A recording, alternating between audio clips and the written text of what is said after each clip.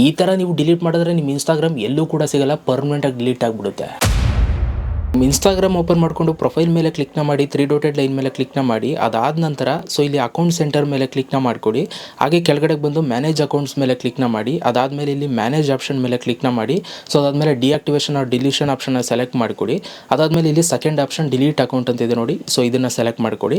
ಇದನ್ನು ಸೆಲೆಕ್ಟ್ ಮಾಡಿ ಕಂಟಿನ್ಯೂ ಅಂತ ಕೊಡ್ತು ಅಂತಂದರೆ ಇಲ್ಲಿ ಒಂದು ರೀಸನ್ ಕೇಳುತ್ತೆ, ಯಾಕೆ ಡಿಲೀಟ್ ಮಾಡ್ತಾ ಇದ್ದೀರಾ ಅಂತ. ಯಾವುದಾದ್ರೂ ಒಂದು ರೀಸನ್ನ ಸೆಲೆಕ್ಟ್ ಮಾಡಿ ಕಂಟಿನ್ಯೂ ಅಂತ ಕೊಡಿ.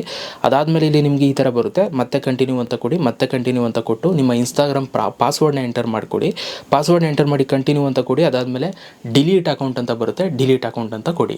ನೀವು ಯಾವತ್ತೂ ಅಲ್ಲಿ ಡಿಲೀಟ್ ಅಕೌಂಟ್ ಅಂತ ಕೊಡ್ತೀರಾ, ಅದಾದಮೇಲೆ ಒಂದು ತಿಂಗಳು ಯಾವತ್ತೂ ಕೂಡ ಇನ್ಸ್ಟಾಗ್ರಾಮ್ನ ಲಾಗಿನ್ ಮಾಡೋಕ್ಕೋಗ್ಬಿಡಿ. ಲಾಗಿನ್ ಮಾಡೋಕ್ಕೋದ್ರೆ ಡಿಲೀಟ್ ಮಾಡೋದು ಕ್ಯಾನ್ಸಲ್ ಆಗಿಬಿಡುತ್ತೆ.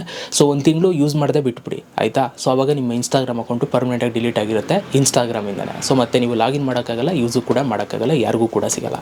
ಇದೇ ಥರ ವಿಡಿಯೋಸ್ಗಳು ಫಾಲೋ ಮಾಡ್ಕೊಳ್ಳಿ. ಸಿಗೋಣ ಖುಷಿಯಿಂದ. ಬಾಯ್, ಲವ್ ಯು ಆಲ್.